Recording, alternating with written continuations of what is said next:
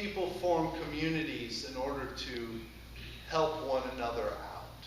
That's just a natural thing, to form together, to work together, to help each other out. When somebody has trouble with something very severe, serious, like alcohol or drugs, they don't have to struggle alone. And people, I think it's culturally very much that we're aware. They can attend groups like Alcoholics Anonymous or Narcotics Anonymous. And if you've ever been around a group like that, either attended one yourself or as a visitor or seen one on television, you might be able to visualize that sense of community, that sense of people who have walked the same path, standing together, encouraging one another, saying, I know it's bad, but I've been where you've been, and I can encourage you to continue on this journey. But help and mutual support are not relegated, aren't exclusively reserved for people who struggle with such serious issues. Stay-at-home moms have support groups. In fact, I attended one when I was a stay-at-home mother. When my son Dean was between 0 and 1, I was a professional scuba diving instructor, which means that taxes were mostly a negative thing. Fortunately, my wife worked full-time, and we were able to live off of that. And so even though I could claim an occupation, I had all this time during the day. And rather than spending time on money on child care, I was a stay-at-home parent with Dean, our older son. And we had a support group when we lived in Puerto Rico with others. It was all other stay-at-home moms. And I was the first stay-at-home dad to be in the group. And it was, she was in the military, which is a fairly male testosterone environment. So it was very interesting to be pushing the stroller around the base and different things like that. You have to be very comfortable with yourself to be able to do that sort of thing. But I found the camaraderie of these other stay-at-home parents fantastic.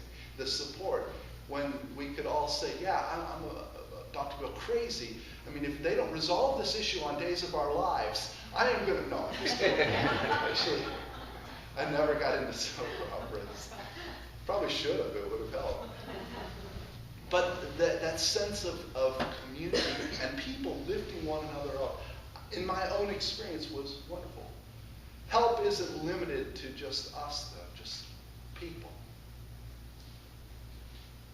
Malware, the viruses that get on your computer, they work together. I don't know if you knew this, but computer viruses, malware, Trojan horses, they work together to undermine whatever security measure you have in place on your computer. And as one finds a way in, it'll let others in. And so these viruses, little ones and zeros, digital content, that's all it is. They can work together and using strange algorithms. But it's not just that. The animal kingdom is full of examples. Bacteria work together. But then if we look outside into just animals, we see that they form packs in order to be able to hunt stronger. The whole myth of the lone wolf is really a myth. Wolves hunted packs, and they organized really well because a single wolf cannot take on what do they call moose? Because the moose can kick forward. Their front paws are hinged so they can kick forward. And a wolf attacking from the front will really regret it. But when you're with your pack, you can actually bring down a young moose. There are flocks, pods of dolphin, herds, prides, schools. Animals work together in a number of ways. Some to defend against predators, and others to be more effective predators. For Paul, the church is like that. The church is a pack, a flock, or a herd. Sometimes it can seem like it's a herd of cats. The reason that whole idea of a herd of cats is funny is if you have a cat or know somebody who has a cat, the domestic cat is not a pack animal. It's not a herd animal. It, from ancient times, was kept around for its ability to hunt rodents and was valued. It was a capital crime in ancient Egypt to kill a cat because they were so valued for their ability to keep their grain stores safe. But cats know what they want. They know when they want it. And they know how they want you to do it. For instance, our cat will show up at the back door and look in, and she expects a tall man to bring food out and put it in her bowl. And I'm convinced that the affection she shows in that moment, when she rubs up against my leg or purrs a little bit, is irrelevant to the food. She has decided she's going to show some affection, and it doesn't have much to do with the symbiotic relationship. But back to this passage, which is more serious. Paul sees the church as a community, the kind of community where people share responsibilities. Not just the practical responsibilities for making sure the building is open, the air conditioning is turned on, and serving on committees, or helping in Vacation Bible School, which, by the way, there is still opportunity. You can come tomorrow and just show up to help. Paul sees the church as the kind of community in which people share responsibility for one another's lives. Being in the church should not be a lonely endeavor. Being in the church is communal. We gather together. Participating in God's work is not about isolation or privacy. It's not about you and Jesus underneath a tree off experiencing God in holiness. Being in the church is about being in communion with other believers, encouraging one another, sharing with one another, lifting one another up in prayer and in encouragement. Life in community. Dietrich Bonhoeffer writes about this in his book, Life Together. Christian community is like the Christian's sanctification. It is a gift of God, which we cannot claim. Only God knows the real state of our fellowship, of our sanctification. What may appear as weak and trifling to us may be great and glorious to God. Just as the Christian should not be constantly feeling his spiritual pulse, so too the Christian community has not been given to us by God for us to be constantly taking its temperature. The more thankfully we daily receive what is given to us, the more surely and steadily we fellowship, the more surely and steadily will fellowship increase and grow from day to day as God pleases. The last part of that quote is the most important part, and I think it bears repeating. The more thankfully we receive what is given to us, the more surely and steadily will fellowship increase and grow from day to day as God pleases. Bonhoeffer points to the combination of the ordinary and the divine.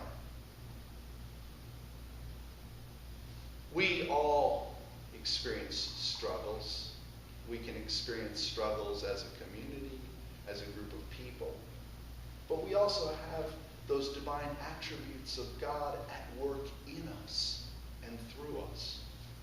When we take Bonhoeffer's insight about community alongside Paul's instruction about mutual responsibility, we find ourselves in somewhat of a strange place. You may be wondering why it's so strange. Well, in principle, we probably would all agree that we must have mutual responsibility. That's a part of being a community. If we want to go back to the animals analogy, it's a part of being in the pack or the herd. But when we explore what it actually looks like, we might find ourselves getting a little bit squeamish. No one wants to be corrected.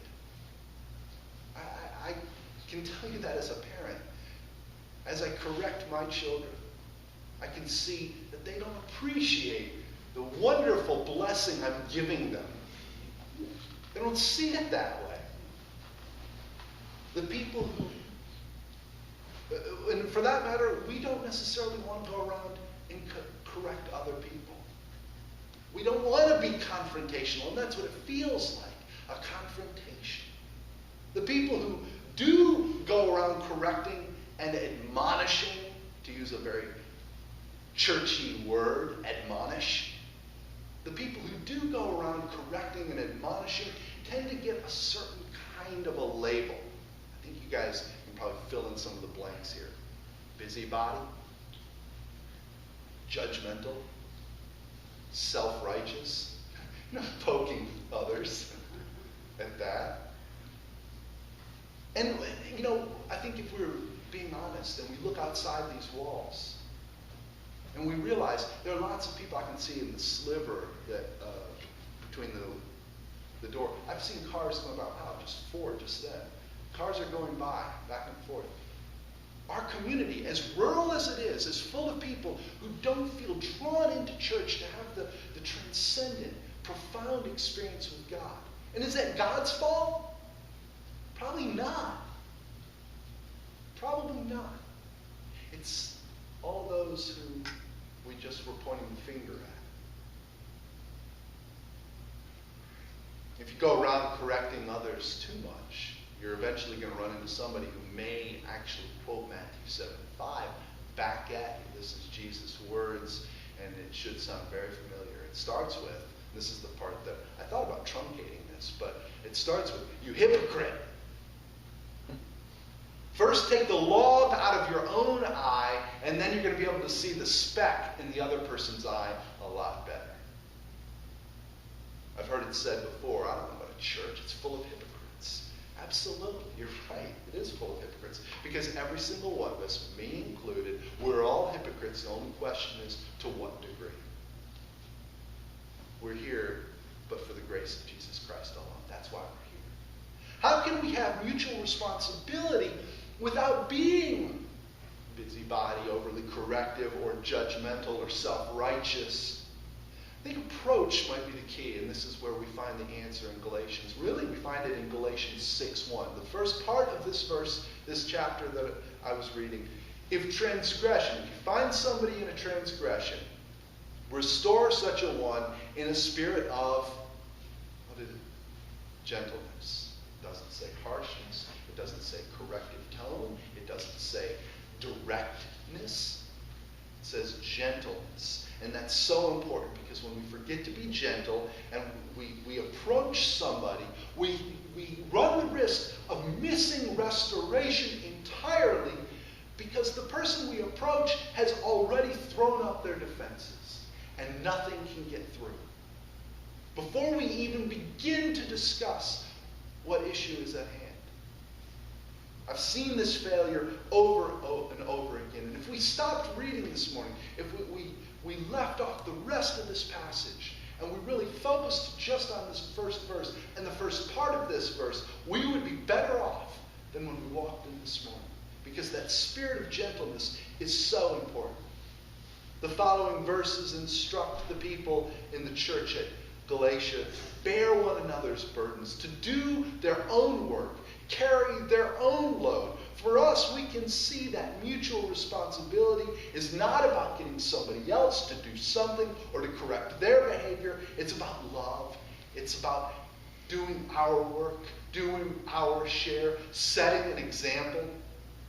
We lift one another up out of love for the other person. If someone has any other motivation, anything else, if there's anything else that's motivating our behavior than loving our neighbor as ourselves, then that person needs to step aside, to step back, and prayerfully try to figure out what is God calling them to do. This is about mutual love and responsibility. Don't be deceived, we read. God is not going to be mocked, for you reap whatever you sow. The theology in these verses isn't vindictive. It's not punitive. It's about helping one another in love. Mutual support and mutual accountability are two sides of the same coin. Both are rooted in the conviction that we are people with a shared calling and a shared identity.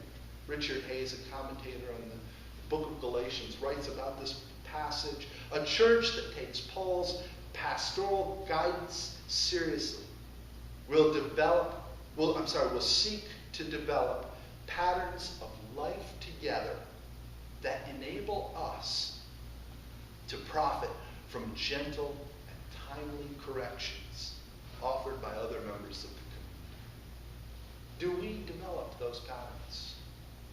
Or do we idealize individualism? Developing our relationship with God means building this mutual responsibility. It means helping each other out.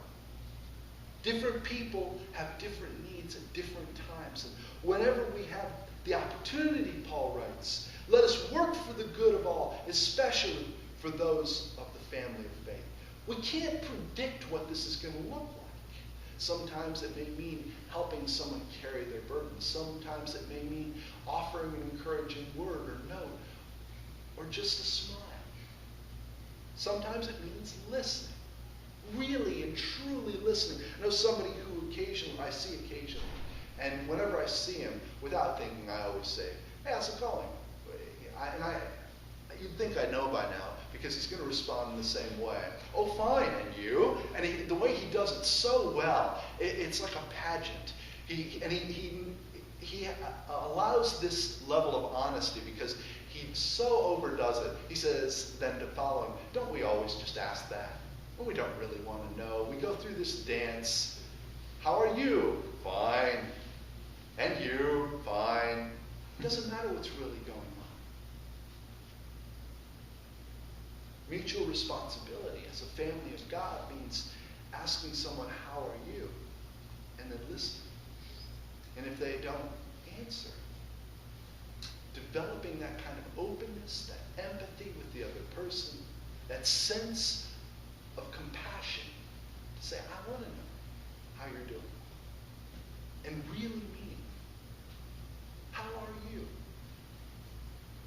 Paul says, for those who follow this, peace